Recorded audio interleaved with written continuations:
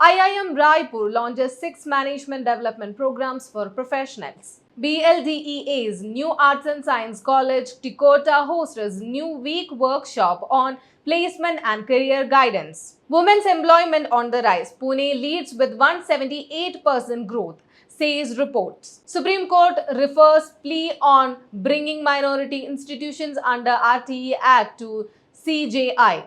Indiana University faces backlash over firing of student media director, end of IDS print edition.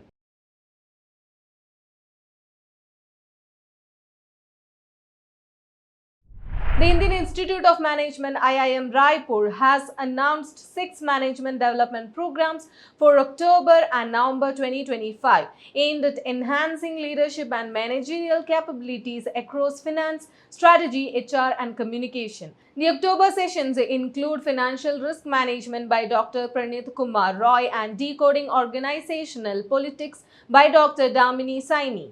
November programs feature corporate communication, strategic thinking, franchising for business growth, and HR analytics. Led by IIM Raipur's faculty, the MDPs combine conceptual learning with case studies and hands-on exercises. Director in charge Professor Sanjeev Prashar stated that these programs equip professionals with research-driven insights and tools to drive innovation and sustainable growth. BLDEA's New Arts and Commerce College, Tikota, under IQAC Initiative Placement Cell organized a one-week workshop titled New Wing Placement and Career Guidance in collaboration with Sri Matoshri Sharanamma Education Association and Sharada Vidyapitha Training Academy, Vijaypur, from October 16 to 18 and 23 to 25.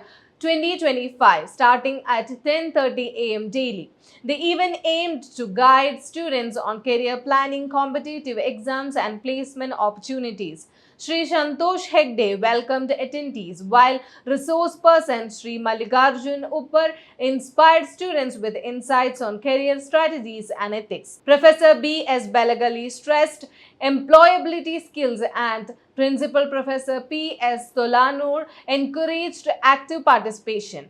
Anchored by Professor G.M. Comble, the workshop concluded successfully with a vote of thanks. A justicial report reveals a 93% surge in searches for working women's hostels across India between January-July 2025, reflecting rising female workforce participation and mobility. Pune recorded the highest growth, followed by Bangalore, Ernakulam, Mumbai, Delhi and Hyderabad. Searches for men's hostels also rose 13% pan-India, indicating continued relocation across employment hubs. In a broader category, women's hostels saw a 61% rise, while men's hostels jumped 97%, led by Pune, Delhi and Bangalore. The report also highlights an 8% year-on-year increase in women-led business listings, signaling growing entrepreneurship. However, the State of Inclusion 2025 report by Great Place to Work notes that women still represent just 26% of India's total workforce, unchanged for 3 years. The Supreme Court has referred a plea seeking to bring minority educational institutions under the Right to Education Act to the Chief Justice of India for appropriate orders. The PIL filed by Nidin Upadhyay through Advocate Ashwini Kumar Dubey challenges Section 1.4 and 1.5 of the Act as arbitrary and violative of Article 14. The petitioner argued that the teacher eligibility test applies only to non-minority schools, creating inequality. Earlier, the Apex Court had questioned its 2014 Pramati Educational and Cultural Trust judgment, which concluded minority schools from the RTE's purview. Starting this extension could weaken the vision of universal education under Article 21A.